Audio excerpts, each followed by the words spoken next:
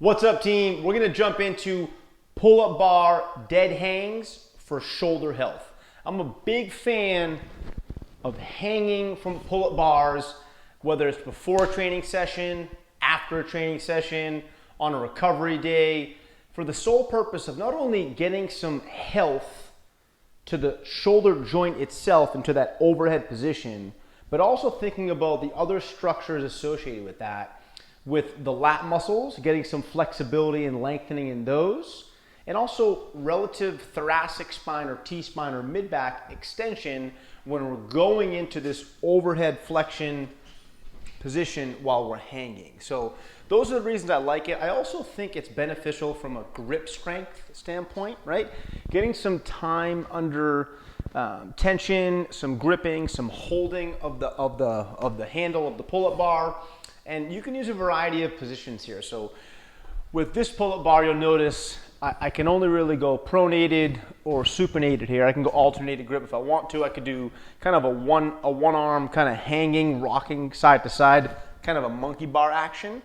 But you could also, if you have access to it, this neutral grip position typically works better for some folks who have some shoulder issues. But it's really as simple as hanging from a bar. Now, a few different ways you can do it. You can hang from the bar, right? Let your trunk drop down. And I want to set up the feet deliberately behind me so I'm sort of sitting into a little bit of extension in the hips, which will go up the chain into extension in the lower, but more so importantly, the mid-back or the thoracic spine. So I'm here, and I'm just letting my hips sag and my toes are behind me on the ground. There's ground contact. And then I can show you from the other side, same thing. So I'm setting the feet up behind me intentionally. They're dragging, I'm just holding that position right there and letting my hips sink to the ground.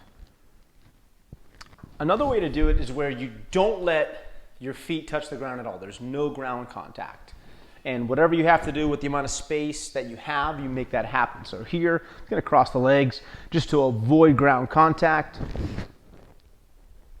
And I'll show you from the back position, same thing. So no ground contact here. Biggest thing is get long in your arms and let your hips sink and sag down toward the ground. You should really feel this all the way through your spine as well. The other variation you could play around with is sort of this monkey bar action, this side to side playing, if you will, where I'm not necessarily letting go side to side.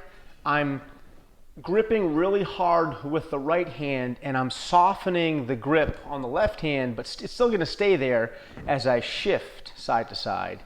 Now switching from left hand is gonna be really tight, right hand a little bit loose, and then I switch. And I'm exaggerating so you can see it.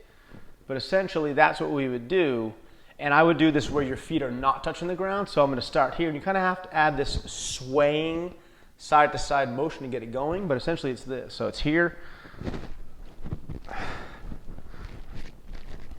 And we're not making this a workout. We're trying to just stay long, side-to-side swing, grip, ungrip, soft, hard, so on and so forth. So that's a great way to get some shoulder health into your athletes' training programs. I'm a big fan of, in a warm-up, 20, 30-second holds, 2 or 3 sets. You could do it at the recovery or on an off day. Getting as much of this as possible to promote some extension in your athletes as well.